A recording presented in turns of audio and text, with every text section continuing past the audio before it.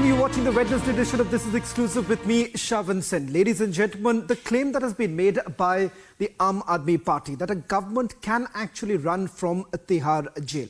But what is it like to run the government from inside the jail and the ramifications that one has on the citizens of the national capital? Tonight, we'll get you a ground report from the national capital and much more coming in on this edition of This Is Exclusive. But up first, these are the headlines we're tracking for you at this hour.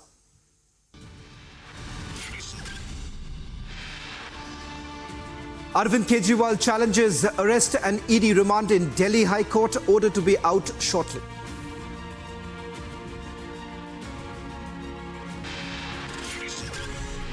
Aam Aadmi Party top leader Sanjay Singh to walk out of jail a day after being granted bail by Supreme Court.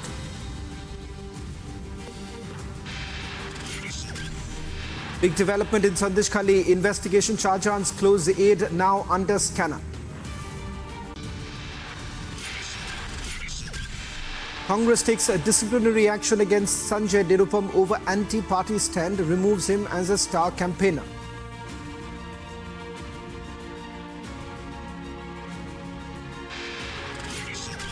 It's a three-way battle in Wayanad as Annie Raja and Rahul Gandhi file nomination for the same seat.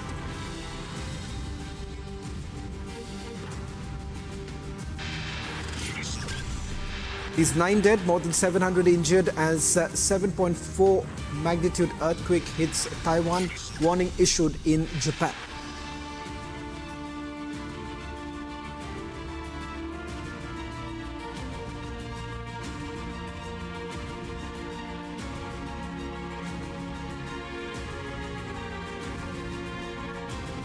For the last few months, the national capital has witnessed hectic political developments. One by one, top Aam Aadmi Party leaders were picked up in connection to the Liquorgate investigation. The BJP, in fact, has upped the ante.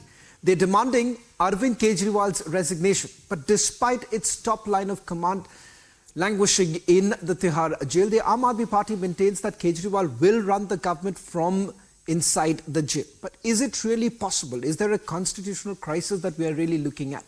Tonight on This Is Exclusive, we get you a ground report highlighting one of the many challenges that the people of the national capital are facing. The very ground reality the Aam Aadmi Party appears to have overlooked. The very ground reality that challenges Aam Aadmi Party's government will run from Tihar jail claim. In fact, the Lieutenant Governor indicated that this may not continue for very long. But the Aam Aadmi Party is absolutely adamant, saying that there is no precedent and there is no need for Arvind Kejriwal to really resign, because this is what they call a political conspiracy, and which is why he's actually behind bars. They're hoping that there would be some sort of a relief that will come in from the court as far as this matter goes, especially a day after Sanjay Singh has been granted bail. But the question here is that how exactly will the government really operate, and what is it that the people of the national capital really have to say on this entire matter? Take a look at this ground report filed by my colleague Gopi.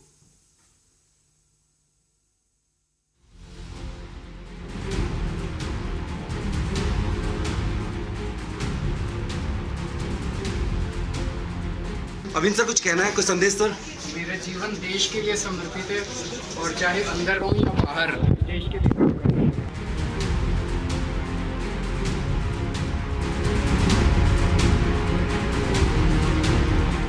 आज भी गिरफ्तार होने के बाद भी अरविंद केजरीवाल जी सिर्फ दिल्ली वालों के बारे में सोच रहे हैं।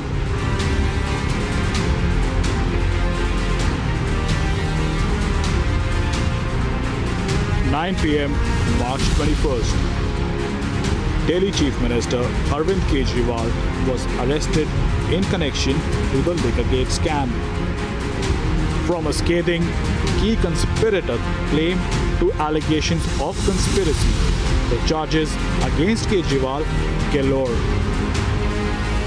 Silent on the charges, the Aam Aadmi Party played the people card. उन्होंने कहा है, मेरा शरीर जेल में है, लेकिन आत्मा आप सबके बीच है. But do these words hold any merit? Or is it an attempt to divert attention from real issues? Team Republic went to ground zero.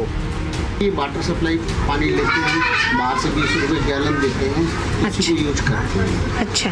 और काफ़ी देर से समस्याएं हैं, कम से कम 2-3 साल से समस्याएं चल रही है इसकी। नाली का पानी आता है, इस पर कोई ध्यान नहीं दे रहा है, ना विधायक न निगम पार्षद न सांसद, कोई भी ध्यान नहीं दे रहा है। पानी की समस्या इसलिए है कि पानी कभी कभी ये खराब फेंक देते हैं, नाली का पानी आता है, बदबू मारता है और लोग बाग उसको यूज नहीं करते। This is the situation in Adarsh Nagar's Jahangirpuri, a constituency represented by the Aam Aadmi Party. 2 दिन नहीं आता, 3 दिन भी नहीं आता है, 4 दिन भी नहीं आता है, ऐसा भी हो जाता है। पास तो कई बार गए हम लोग, तो पानी आ जाता है थोड़ा बहुत, जैसे शिकायत करने में तो दे देते हैं और बाकी बीच में फिर बंद कर देते हैं। तो उस वक्त क्या करते हो? फिर क्या करते हैं, अब मजदूर आदमी मैम, अपना काम भी तो देखना है हमें। हम पानी के पीछे भागते रहेंगे तो फिर कमाएंगे खाएंगे। पीने का पानी तो फिर बिजली का आता है तो वो खरीद के पीना पड़ता है। हमारे यहाँ गंदा पानी आता है, नाली का पानी पीने के लिए सही पानी नहीं आता। यहाँ पर आंगनबाड़ी में 2-2 दिन पानी नहीं आता, 2-2 दिन जा रही है, 1 हफ्ता हो जाता है। करते हैं लेकिन सुनवाई नहीं होती है, करते हैं। यही है कि कभी कभी आता नहीं है उधर से पानी, फुल पानी नहीं आता, तो उधर को उधर हो जाता है पानी, इधर नहीं आता। But the water woes seem to be just one of the many challenges for the people of the national capital. The Aam Aadmi Party remains adamant. Arvind Kejriwal ji Delhi के मुख्यमंत्री थे, दिल्ली के मुख्यमंत्री हैं और दिल्ली के मुख्यमंत्री रहेंगे। हमने शुरू से स्पष्ट किया है कि अगर जरूरत पड़ेगी तो अरविंद केजरीवाल जी जेल से सरकार चलाएंगे। But the big question still remains. Can a government run from inside the Tihar jail? Bureau Report, Republic TV. Let me also bring in my colleague Gopi, who's getting us this ground report from the national capital. Gopi, you've gone to several constituencies, particularly those constituencies who are reeling under severe water crisis, something that the Aam Aadmi Party says that they are not essentially to be blamed because there has been a backlog. What is it that the party has to say on this entire matter? What's their position? Well, actually, today I did visit 2-3 constituencies, and the ground reality is totally different from what the party really portrays. It is not just about the water scarcity, but it is also beyond water scarcity, where I got to know that there are places which were allotted for making Anganwadis have been occupied by the temple trusts where the temples are being made. And the similar thing happens in almost all the constituencies. Barring going to the constituencies and talking about the ground report, Republic also had visited Delhi Jal Board, where I could speak to 1 or 2 officials, but they were not authorized to give statements to the media.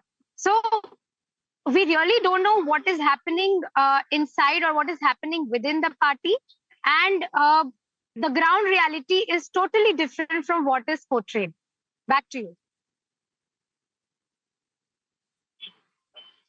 Just a quick question before I let you go. You've also reached out to the Delhi Jal Board on this entire matter. What is it that they have to say about how exactly are they planning to augment the situation? Because it's resulting in a situation where most of the residents have to now rely on water tankers. Right. So as per sources, they are going to come up with the summer action plan soon. Ideally, summer action plan comes by the end of March, but they have exceeded the time limit this time and they're expecting it to be out by April. While trying to make connections or contact with the director of revenue, everyone was busy today on their own personal meeting where they are going to meet the chief finance secretary in the evening today. Back to you. Well, thank you very much, Gopi, for getting us the latest details. A story that we'll be tracking very closely, waiting for the response to come in from the Aam Aadmi Party, which has now passed the buck, simply saying that there is also another major backlog. Sure to focus now to get you the latest development in the Malegaon blast investigation. The latest that we're getting in from the special NIA court, which has now asked the NIA team in Mumbai to get in touch with the team in Bhopal and physically verify the health status of Sadhvi Pragya Singh Thakur. The court today allowed her exemption for today based on medical reports. The court has observed that her absence in recording the 313 statement under the CRPC is hampering the court proceedings and delaying the trial, and has now asked the NIA to file a detailed report about her health on 8th of April 2024. The allegation that has now been levelled here is that Sadhvi Pragya essentially hampering the trial by not appearing before the court. That's the latest now coming in. We're given to understand that the NIA court has now asked the team of the National Investigation Agency to visit Bhopal and also submit a report on 8th of April 2024. Remember, the NIA has also put out more details with regards to the charge sheets that have already been filed, and the trial is already underway. Witness examinations have already taken place, and the detailing has already been done. Presence of Sadhvi Pragya Thakur becomes quite crucial as the investigation is already underway, the trial is already underway, and multiple summons have already been sent out to Sadhvi Pragya Singh, but she hasn't really appeared. In fact, medical exemption has now been taken by Sadhvi Pragya Singh.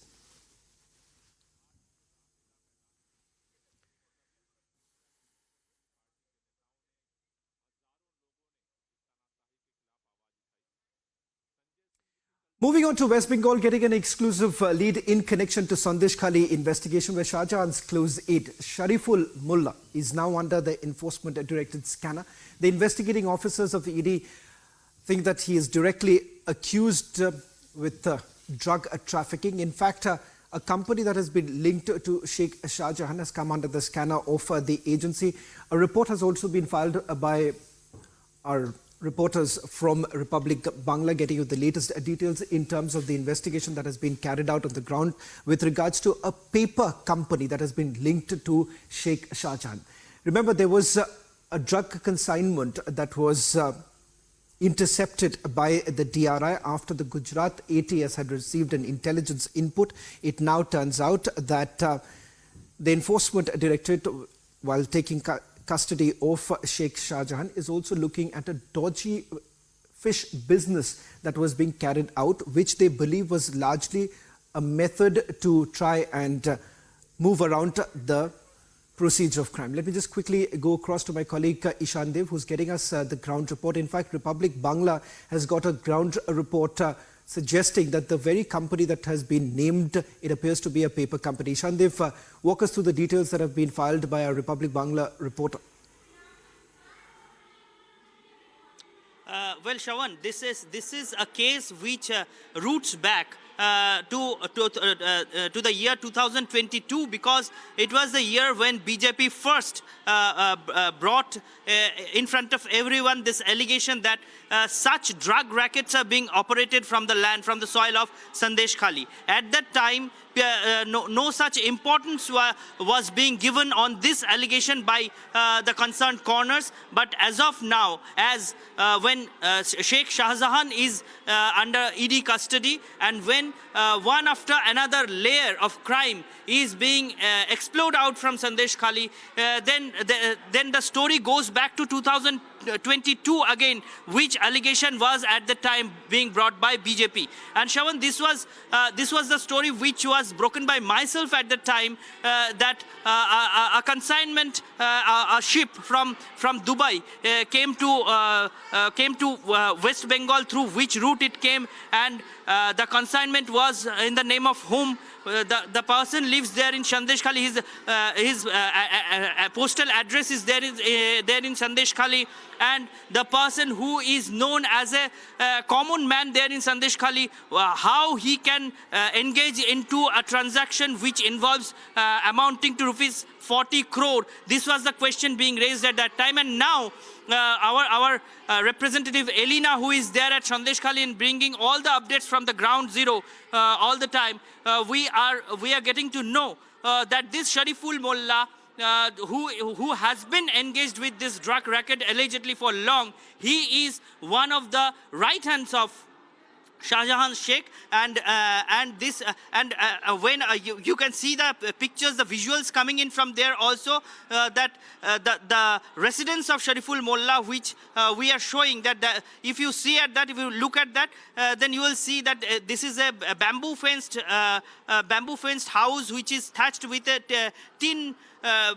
With tin and bamboo sticks, and this looks like a person's residence who is below the poverty line. But this person's involvement in business is amounting to rupees crores, and this is being said, this is being alleged that the business of fish by Sheikh Shah Jahan and his associates, that was not totally the business of fish. Because in Sandesh Khali, the fish business is of course a very big business, but a portion of the fish business of Shah Jahan's Sheikh was also being used as a guise to the drug racket they are plying for long. This is the allegation coming out from there. And our representative Elena went there to the house of Shariful Mullah, and their family members, they're claiming that for the last 2 years, Shariful Mullah is not here, and they are not in touch with Shariful Mullah. Even within this last 2 years, Shariful Mullah has not a single time called them over a phone also. This has been claimed by his family members. So where is Shariful Mullah? You can easily understand that the allegation that Shariful Mullah is engaged in such kind of drug racketeering was raised first 2 years back. That was in 2022. And his family members today, they are claiming that for the last 2 years, he is absconding. There is no trace of him, and he has not contacted the family for the last 2 years for a single time over phone. So where is he? The question is being raised, and there is an apprehension of the concerned corners that he has fled to Bangladesh. And if he has fled to Bangladesh, then with whose assistance he has done so, and who are the other associates in this racket, these all things are there to look after by the central agencies. Shawan. Well, thank you very much, Ishante, for getting us the latest report. In fact, Republic Bangla's ground report exposes the dodgy business that was being carried out by Sheikh Shah Jahan, and the very fact that this was from a makeshift place, which was largely showed as a business operation of Sheikh Shah Jahan. Shifting focus now to the international story coming in. At least 9 people are dead and more than 700 people are injured in a powerful earthquake that took place in Taiwan that damaged dozens of buildings and prompted tsunami warnings that extended to Japan and Philippines. Officials said that the earthquake and a series of strong aftershocks was the strongest to shake the island in decades, and warned of more tremors in the days ahead. Now here's a detailed report, then we also get you a ground report coming in from Taiwan.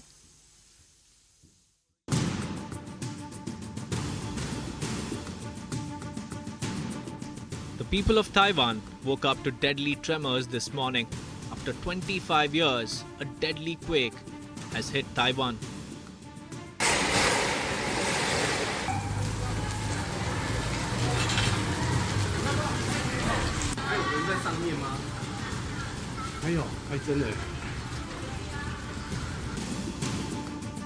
A 7.2 magnitude earthquake rocked the country's capital, Taipei.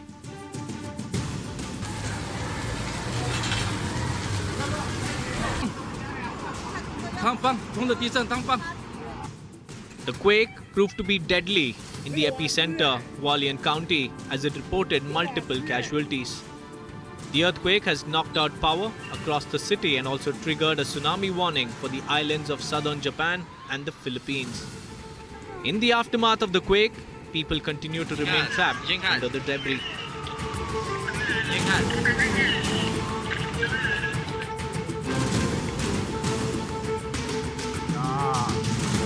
In the capital, the older buildings saw tiles falling, and in some newer offices, debris from other buildings were also witnessed.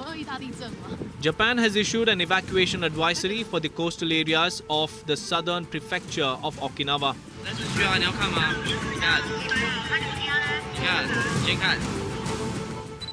Taiwan lies along the Pacific Ring of Fire, or the line of seismic faults encircling the Pacific Ocean, where most of the world's earthquakes occur. The world stands with Taiwan in these testing times. Agency report, Republic TV. Let me also bring in Saurav, who's joining us from Taipei in Taiwan to get us the latest details. Saurav, walk us through the details that you're picking up, because as we are given to understand, this happens to be one of the worst earthquakes that Taiwan has ever witnessed. What's the current situation like? You are correct. This is one of the largest earthquakes that Taiwan faced. Its biggest earthquake in 1999. Today, at about 8 a.m., there was a earthquake of about 7.2 Richter scale. In Taiwan, it was in Taipei it was about 7 Richter scale, whereas in Hualien, which is the epicenter, it was about 7.2. The main damage that you are seeing on the screen, these are from the Hualien County, which is the epicenter. Whereas in Taipei, the things are going as normal. Everything is okay as of now. There is no casualty figure reported in Taipei. All the casualty figures, all the damages, building broken, are the images from Hualien County, the epicenter one. However, there is one broken building in Taipei, which is the Howard Plaza building right in behind of me. As you can see, there are some broken tiles and sort of that, but no building has been collapsed and no collateral damage have been recorded as of now. Things have begun to come to become as normal. However, there is a warning of. Saurav, can I just request you, if it's possible? Yeah. Saurav, if it's possible for you, would it be possible for you to just turn around your camera and perhaps show our viewers what is the situation like just outside from the place where you are broadcasting live right now? Would it be possible to just move around a little bit and give us a sense of the kind of devastation that's taken place? Sure, I can just show you around. So this is the Howard Plaza Hotel of Taipei, one of the very posh hotel in Taipei, where many important guests generally resides. There are some of the police have barricaded this whole area because of the some of the tiles have been shifted and some tiles have been broken down, as you can see here, and also the sign has been moved. However, the the guests inside the hotel have not been evacuated because it doesn't pose a security risk to it. If I can show you just here, you can see that there is a slight structural damage to the building. Not so evident one, but yeah, quite. However, if you just quite look across the building, this is a metro line, which is like perfectly fine, working all 24 hours. Even when the 7.2 Richter scale earthquake hits this structure.